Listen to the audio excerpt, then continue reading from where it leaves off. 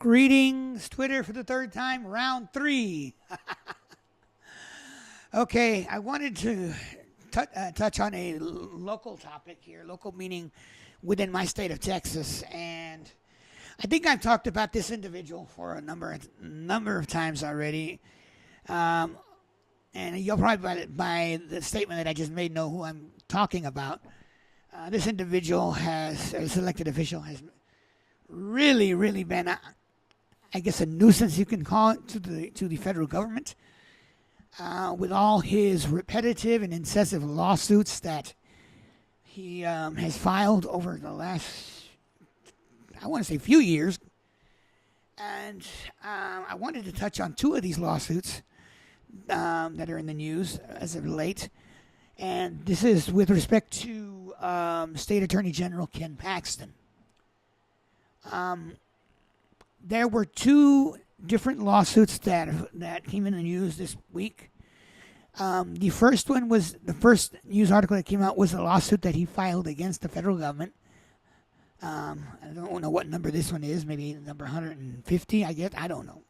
I done lost count. Okay. But then in respect, this one, he was suing the president. He was suing all the agencies because of the fact that the bill that was signed into law with the appropriations, with the budget, when the U.S. House voted on it, they did not have a quorum, as it were. Now, it was a rule set into play, and this was set in when this was signed. It was set into play by the Speaker of the House, then Speaker of the House, Nancy Pelosi. Whereas because of the pandemic, she was allowing there to be votes by proxy. I'm not going to get into the definition of that right now because I don't want to pull away from the topic at hand. But basically, it was allowing these representatives to vote, even though they weren't present, by allowing one of their colleagues to vote for them. And the House passed this appropriations bill with, I don't remember what it was, 220 to something to, I don't know how much. The thing was, it passed in the House even though there was no quorum. It went to the, I think what it was passed in the House, went to the Senate. Senate amended it. Then they re-voted on it in the House again. It passed without quorum. Went to the president's desk where the president signed it into law. Now, Attorney General or State Attorney General Ken Paxton is suing because he says, since there was not a quorum in the House, this bill is void. Well, you know that what he is suing is crazy, and I'll explain why. For starters, there are precedents that occurred during the last Congress where you had, I believe it was now Speaker of the House Ken McCarthy. He had sued then Speaker of the House Nancy Pelosi. McCarthy sued Pelosi because they passed the House resolution to allow proxy voting. Well, what happened when it got into the court? The judges threw it out. They threw it out because there is a piece of legislation in the Constitution called the Speech and Debate Clause that protects the legislative actions and activities of the Congress from the courts being able to judge them. And the judgment was, okay, the judges, well, because the Speech and Debate Clause exists and it protects them, we are not going to even rule on this. We're going to just dismiss it. So that case was dismissed. I think it was also dismissed on appeal, as it were, or the appeals court affirmed the lower court's decision. So basically, that precedent in itself says, okay, the courts cannot determine what or whether or not what the Congress has done is legit or illegit, or legal or illegal, because it's protected by this clause.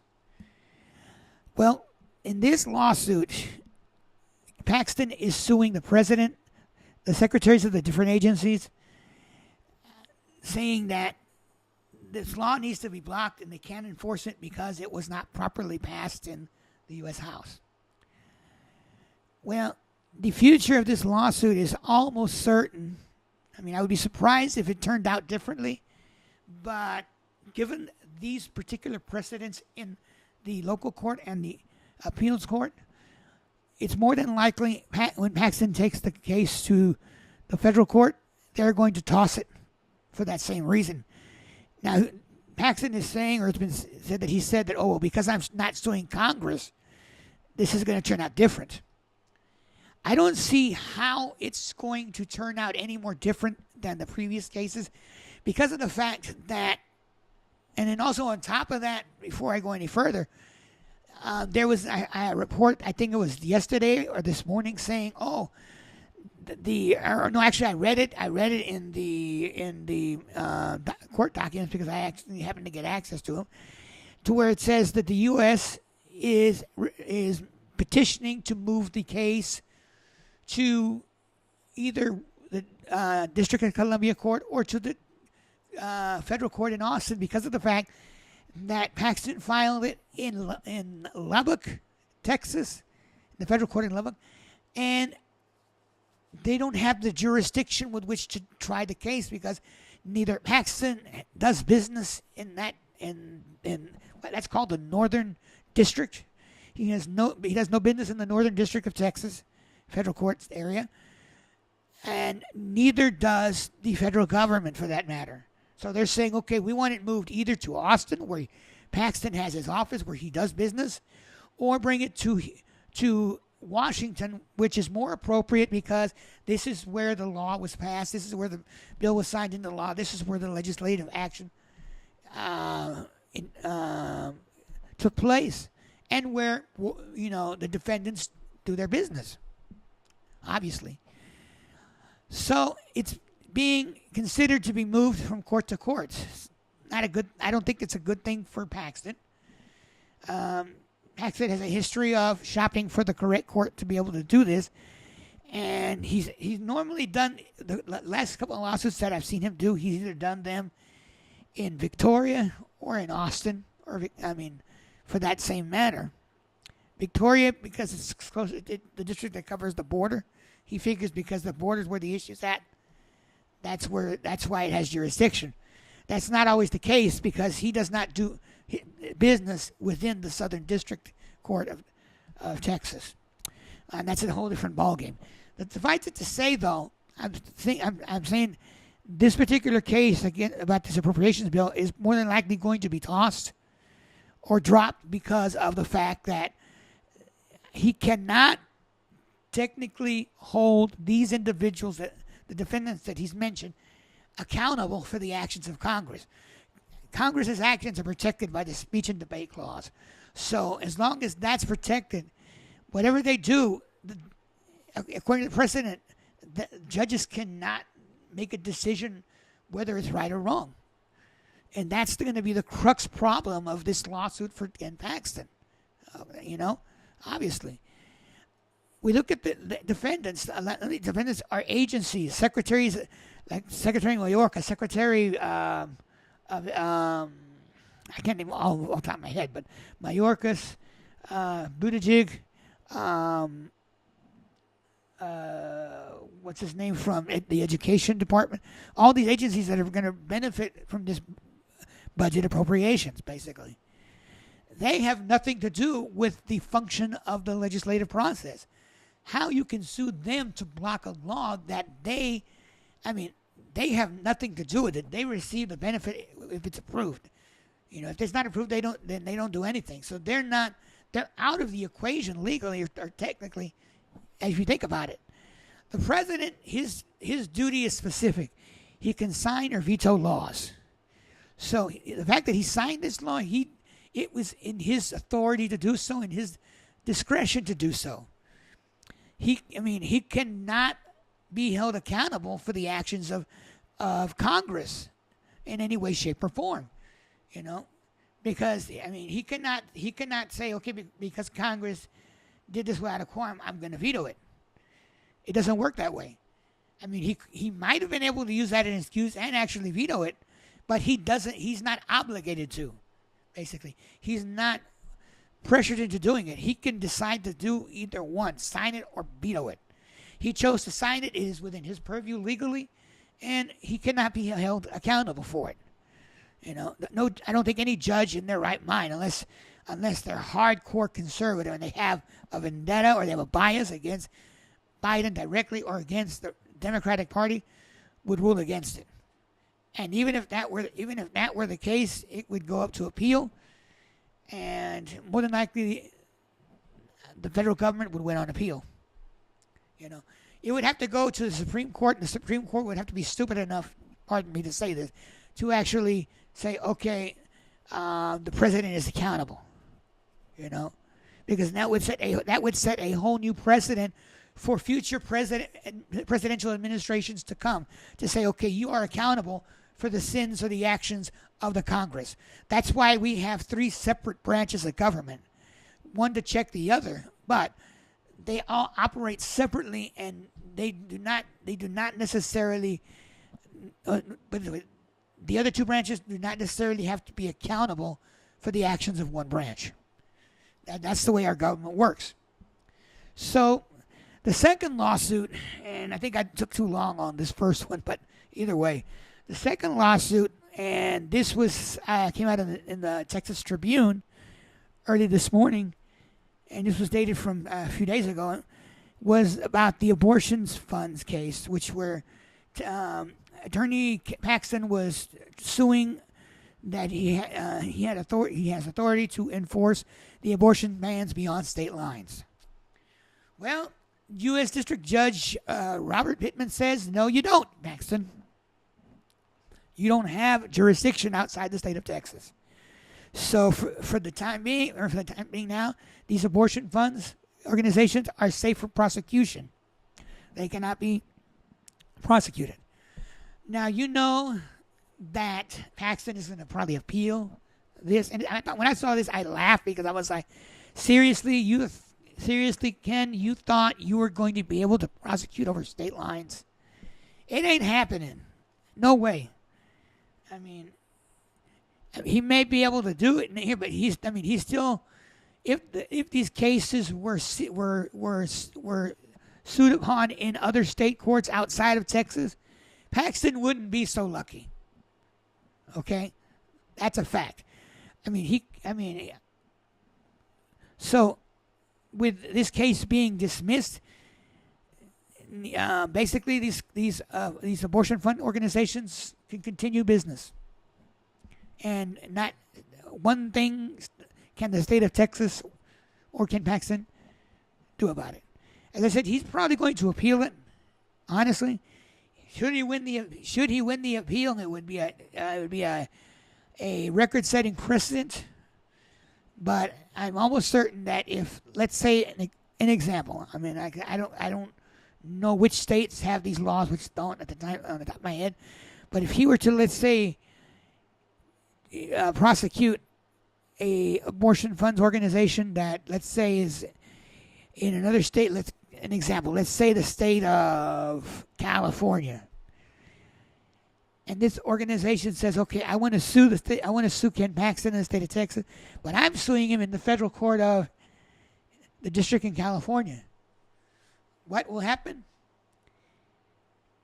That abortion fund organization would win that case there, and there's not really thing one the Attorney General of Texas can do about it, because now you're entertaining a case in a different jurisdiction, not in your jurisdiction of the state of Texas. So this is just an example of a lawsuit gone awry, and there's been a couple in Paxton's repertoire that have gone awry as well. I'm not going to get into those for lack of time, but whenever I see one of his lawsuits fail in that manner, I'm look at it and I'm like, okay, seriously, you think you're going to be able to get away with this? Knowing full well around. That's one of the reasons why at one time I was going and analyzing these lawsuits Ken Paxton was filing them, because I was curious to see, in my perspective, whether or not he even had a case, to be able to get away with this, to be able to win this effectively.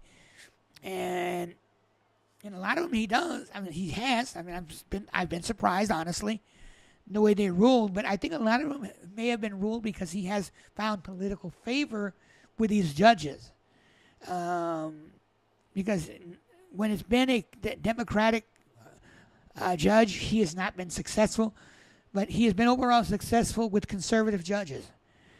And the fact of the matter is that because he's been so successful with so many of these cases in the conservative justices, that it leads one to believe, well, he's got political favor, and that's the reason why he's winning. There's got to be a time, and it's got to come eventually, where Paxton is going to have to face reality, face the music, because when you file so many lawsuits over a set amount of time, you're going to grab the attention of the higher up in the federal authorities in Washington, and they're going to investigate you. And when they do, if your ducks are not all in a row, or if you've done something that you're not supposed to, your head's going to roll, and I'm afraid that's what's going to happen to Ken Paxton in the long run. The more after he files so many lawsuits, he's going to catch the attention of somebody up in the Justice Department. He's going to catch somebody attention up in Congress, in the Judiciary Department, and the Senate side, because obviously House side he ain't got nothing to worry about because it's all Republicans.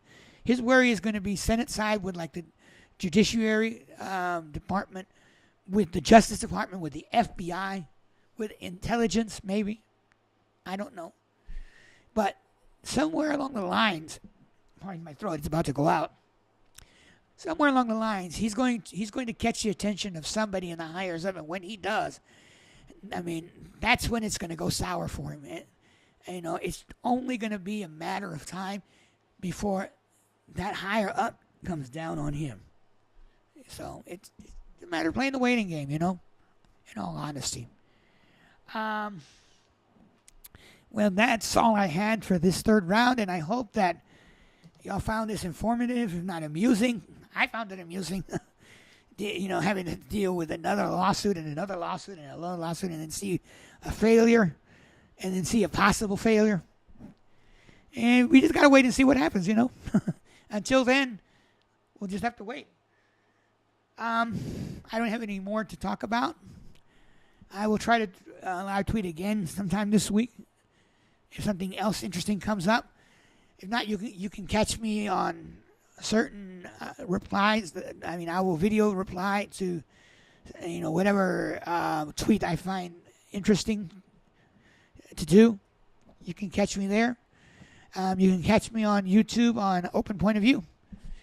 It's all these live streams are recorded there, and you can watch them there as well, or on my Twitter. Well, good evening, and I hope to see you guys again soon. Have a good night. Take care.